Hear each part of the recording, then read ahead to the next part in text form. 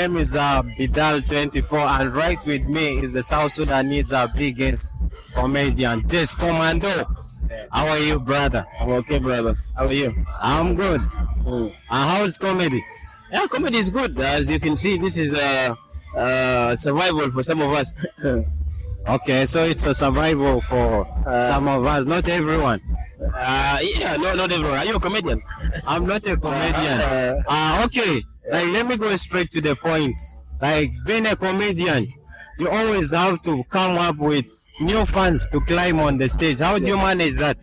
Well, it's a hard work. You know, it comes with hard work. You know, you have to create new jokes every day. You have to make sure you impress the audience that you have, so that they take you far. You know, I started in South Sudan, in Kilikirana, and we started expanding from Kilikirana. We started performing in other events, and from that other events, we started attracting other clients also. You remember I went to Khartoum to perform in Khartoum. I went to Uganda and so many others. Last week I was in Arua. I performed alongside other comedians from Uganda, from Bulu, and we had MC Trigger from Nairobi. And it's a good journey, a tough one, but a good one. Okay, all the journeys you have traveled, are you doing all new fans, or you just repeat the same things that you have been doing? Well, as you know, performing in Uganda, it's a different thing. You know, the audience there, they mostly want English.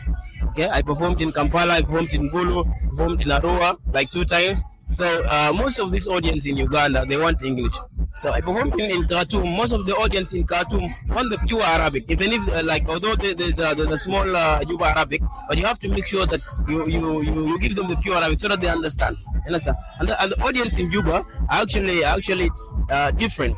They differ.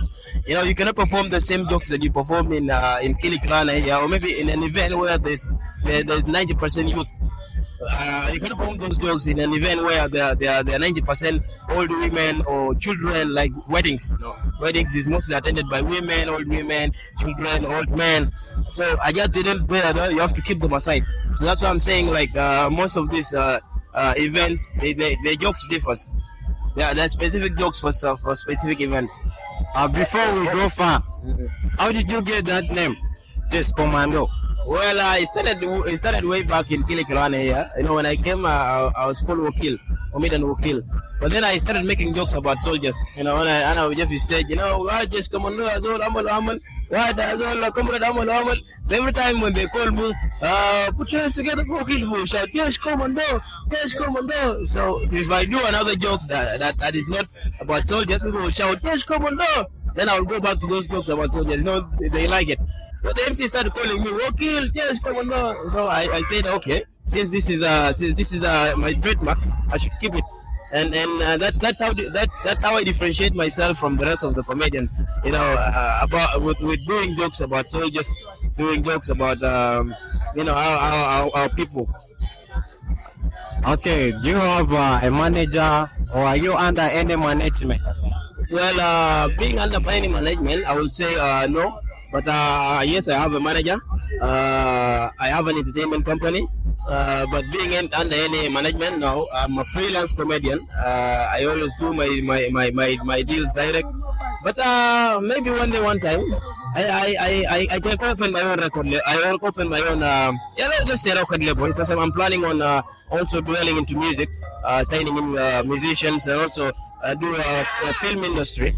Whereby I can also bring in artists and actors, and also try to produce films for South Sudan. Well, we have a lot of stories that have not been told, stories that can be transformed into films that can benefit the country and Africa and large, or maybe the world in general.